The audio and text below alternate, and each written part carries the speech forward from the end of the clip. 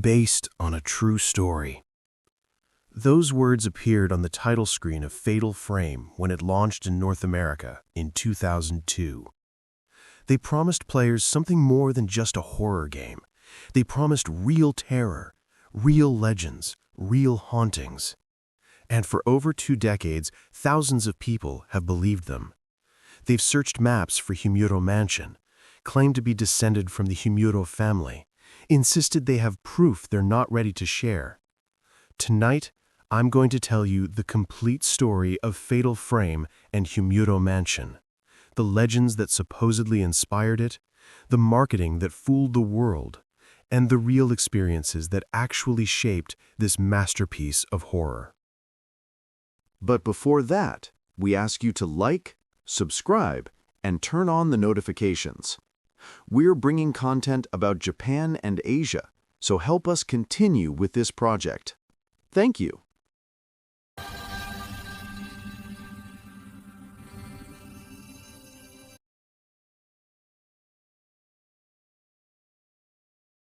Let me tell you the story as it was told, the legend that thousands believe is true.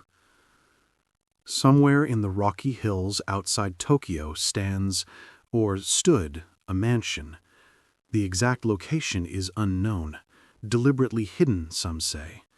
Others claim the family has reclaimed it and lives there still, keeping outsiders away. According to the legend, this was the Kimura estate, though that probably wasn't its real name. The mansion dated back centuries, surrounded by 3 smaller residences that formed a triangle around the main house. These weren't ordinary homes. They housed families with direct ties to the estate, servants, groundskeepers, distant relatives, like sentinels, or perhaps like a seal. In the winter of 1952, 7 people died inside that mansion in a single night. The details were never fully released, but the police report, what little exists, mentions something disturbing. Each victim's face was frozen in an expression of absolute terror, eyes wide open, staring at something that wasn't there anymore, hands raised as if shielding themselves from an invisible threat. The official cause? Mass poisoning. Convenient, clean, case closed. But the 3 families in the surrounding residences told different stories. They spoke of screams that echoed through the night, screams that suddenly stopped all at once, as if someone had cut 7 strings simultaneously. They mentioned lights flickering in windows that had been dark for years. One groundskeeper's daughter claims she saw figures moving past windows long after the bodies were removed, but only in her peripheral vision.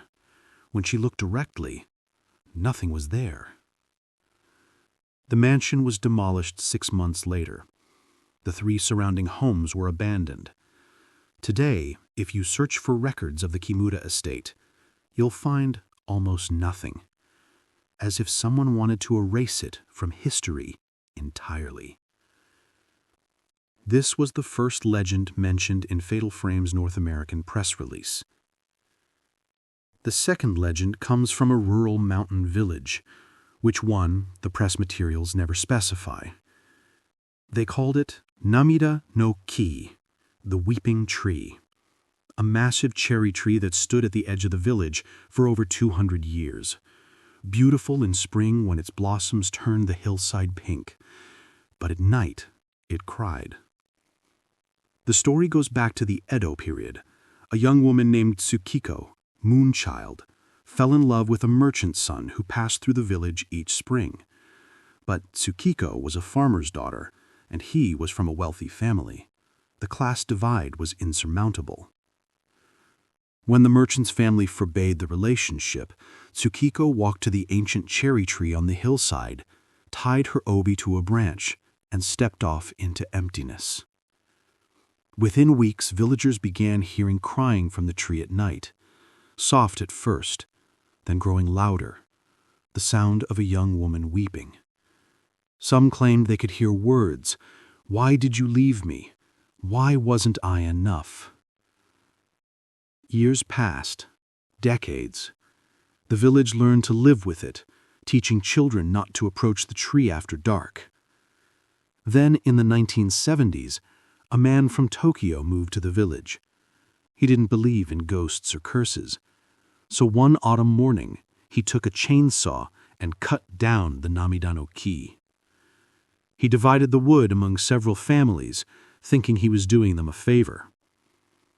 That winter, families who burned the wood reported the same phenomenon, crying in the flames, sobbing, and sometimes late at night, a figure in white standing in corners, watching them with hollow eyes. Children began having nightmares of a sad woman asking, "Have you seen him? Have you seen my love?" 3 families abandoned their homes within a month. The others buried the remaining wood in the forest, refusing to burn another piece. The man who cut down the Namidano-ki moved back to Tokyo within the year. Never quite the same. This was the second legend mentioned in Fatal Frame's North American press release. 2 separate stories from different regions combined to create the game's atmosphere of doomed love and cursed rituals. But the most famous legend, the one everyone remembers, is Himuro Mansion itself. According to the story spread across the internet, the mansion was built over something called the Hell Gate, a portal from which negative energy and pure malevolence seep into our world. The Himuro family, wealthy landowners, were charged with keeping it sealed. To accomplish this, they performed a ritual, a terrible, ancient ceremony that had been outlawed for generations. The strangling ritual. Every 50 years, as the Hellgate began to open, a human sacrifice was required. A maiden, chosen at birth, raised in complete isolation within the mansion's walls. No contact with the outside world, no friendships, no love. Any emotional connection would taint her spirit and doom the ritual to failure. On the day of the ceremony, ropes would be tied around her neck, wrists, and ankles. These were attached to 5 oxen positioned at 5 points around her. And then the oxen would be driven in opposite directions. The maiden would be torn apart, her blood soaking the ropes. These blood-drenched ropes would then be cast over the Hellgate, their power sealing the portal for another 50 years. Until 1837. The maiden Kirie had been raised as all the others, isolated, alone, prepared from birth. But she fell in love. A servant, a visitor, the details vary. When the ritual was performed, her tainted spirit failed to seal the gate. Darkness poured forth. The calamity. The master of the Himuro family, infected by madness, took his katana and slaughtered everyone. 7 people in total. When the last body fell, he committed seppuku in the courtyard. The spirits remained trapped in the mansion, bound by the calamity, reliving their deaths eternally. Visitors are found dead with rope marks on their bodies. Bloody handprints appear on walls, and there's one window that if you photograph it, you'll see Kirie's ghost staring back at you. This is the legend of Himuro Mansion. Dark, tragic, terrifying, and completely fabricated. Now let me tell you the real story. In 2001, Tecmo released a survival horror game for PlayStation 2 called Project Zero. A young woman searching for her missing brother in a haunted mansion, fighting ghosts with an enchanted camera. The game was atmospheric, genuinely scary, and well received. But when they brought it to North America, changes happened. They renamed it Fatal Frame and added one thing: based on a true story. And that's where Himuro Mansion as a real legend begins, with a marketing decision to sell more copies in America. The Japanese release never claimed to be based on real events. Investigators have searched extensively for Himuro Mansion. Police records, newspaper archives, historical documents, folklore collections. They've looked for any mention of a mass murder in a mansion outside Tokyo, any reference to a strangling ritual, any record of a place called Himuro Mansion.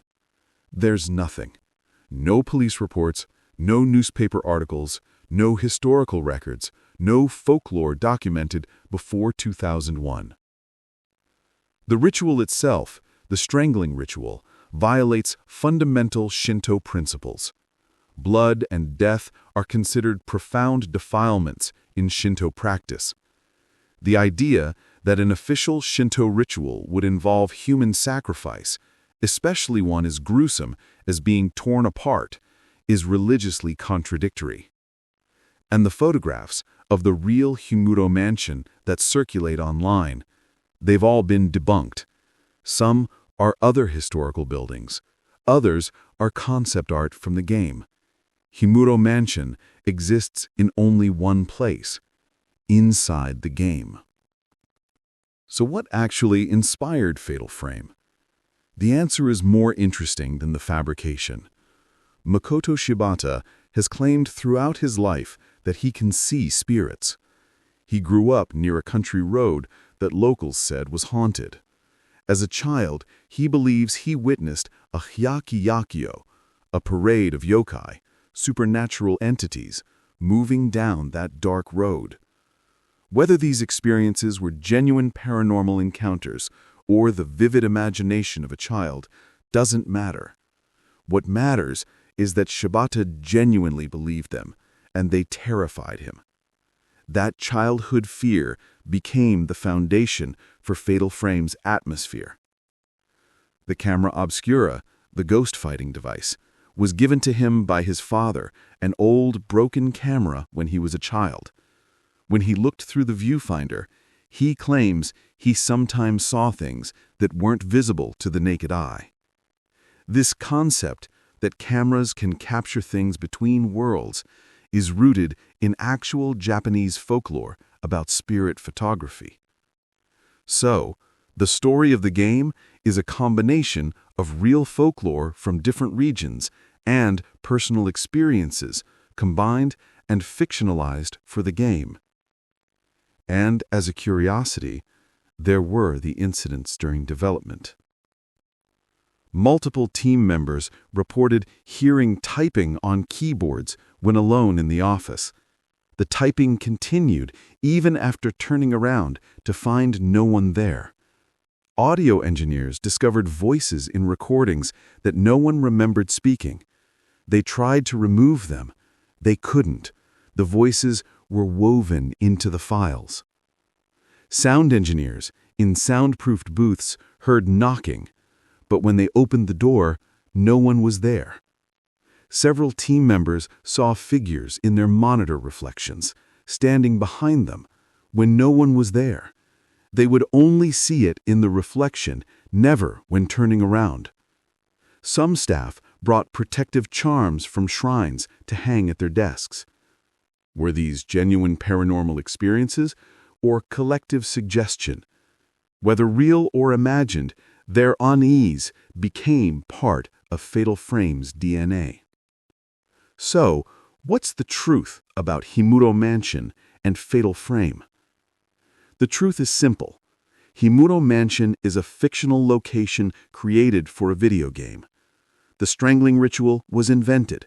The massacre never happened. The mansion has no address because it has no physical existence. The based on a true story tagline was marketing, nothing more. And yet, the legend persists. Because, in the end, perhaps it doesn't matter whether Himuro Mansion is real. Makoto Shibata succeeded in creating something powerful. Whether intentionally or accidentally, He tapped into how horror works, how legends form, how belief can make fiction feel real. Fatal Frame's marketing team created an actual urban legend that will probably outlive the game itself. The mansion isn't real, but the fear is. The nightmares are real. Shibata's experiences, whether supernatural or psychological, were real to him. And sometimes that's enough. Thank you for watching. If you want more content about what's behind the games that are based in Asia, please leave in the comments. See you in the next video.